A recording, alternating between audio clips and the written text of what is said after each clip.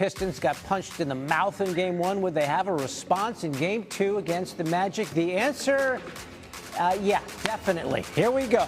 Mid-first, Cade Cunningham.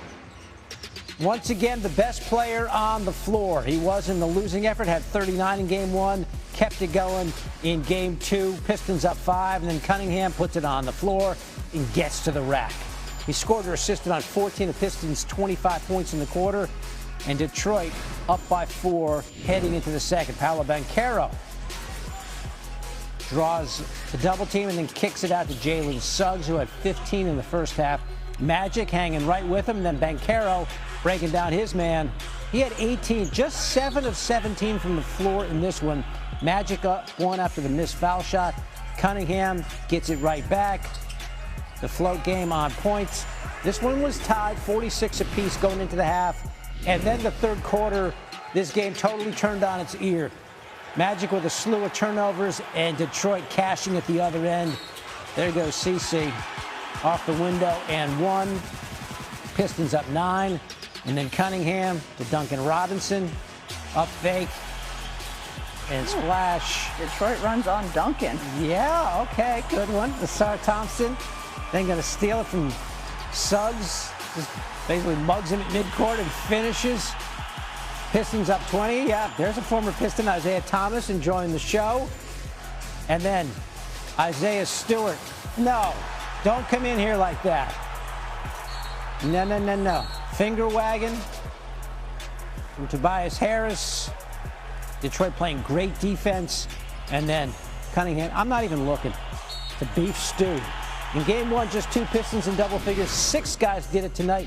Pistons up 27. They won the third period 38-16. The fourth, just icing.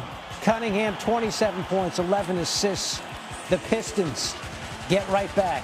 They win at 98-83 to even this series at a game apiece. For more, here with our very own Tim Legler, fresh off of calling the Pistons game.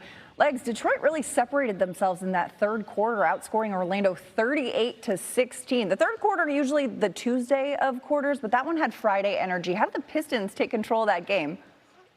Yeah, Madeline, look, this was a series that was built upon 2 defenses that are mirror images of each other. Very physical, very difficult to find real estate all over the court. So you're going to get some ugly offensive basketball at times, and that's clearly what we had in the first half of this game.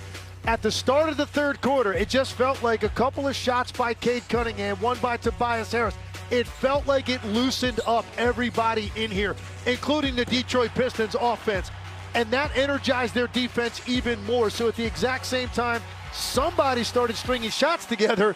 The defense for the Detroit Pistons really suffocated Orlando in that quarter.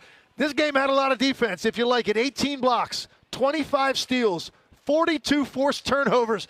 It had all of that, but it also had one stretch of really dominant offensive basketball as well, and that's where the Pistons got their separation, and everybody in this building could breathe a little bit easier, knowing now they're going to be headed to Orlando 1-1. You know, Legs, after Game 1, we saw what the Magic did, and then after the first half of this one, I'm like, hey, does not look like a 1-8 matchup. The Magic are really going toe-to-toe with the Pistons, and then, of course, we saw what happened in the third quarter.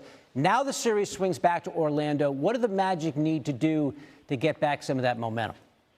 Well, David, your point is excellent because this isn't a typical 8 seed. This is a team that had massive injuries, only had 19 games together when you talk about Paolo Banchero, Franz Wagner, and Jalen Suggs, 3 of their top 4 guys.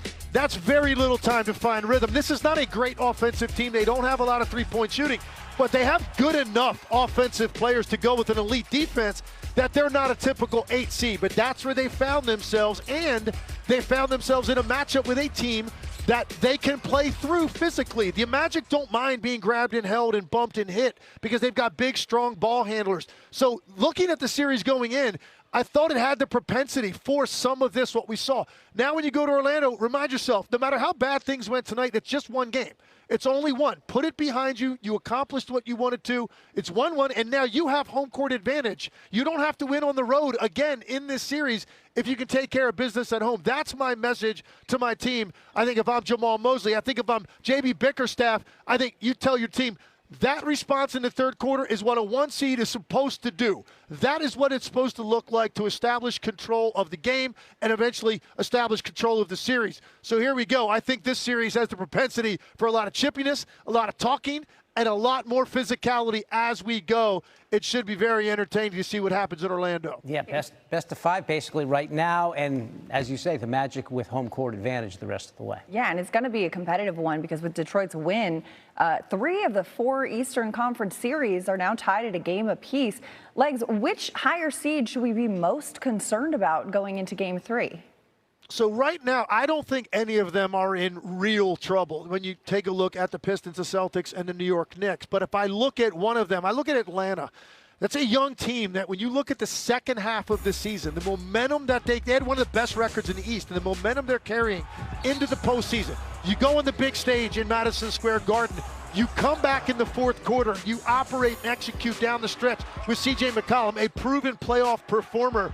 They're young, they're athletic, and they're going to have a very energized home crowd now. So I don't think any 3 of those teams are in deep trouble yet at 1-1, but keep an eye on that Atlanta Hawks team and how they play in Game 3 with those young legs being energized by that home crowd and a veteran leader at the point that's been there, done that many times in the postseason in C.J. McCollum. Legs and the crew, great call in tonight's game and always graduate level analysis, my friend. We'll talk to you down the road. Appreciate it. The last time the Pistons won a playoff game in Detroit, Cade Cunningham was in kindergarten, learning his ABCs probably. Safe to say things have changed a little bit. The Pistons' 11-game home losing streak was the longest in NBA playoff history. It's over now as the series heads to Orlando tied. It'll win apiece. Cade, it was a low-scoring tie game at halftime. Just what was said in the locker room to cause what you guys did in that third quarter? We had to do a better job, keeping them off the offensive glass, continuing to keep our defensive intensity up, and getting out and running and just executing. I think we did a lot better job of that second half. What just started to click? Yeah, we played a little bit more free. I think we only had like 9 assists at half or whatever. We moved the ball a little bit better than that. So second half, we got the ball moving a little more, and it worked out for us. So much was being said about the home playoff losses. Just how good does it feel to get that off of your back? Yeah, it feels great.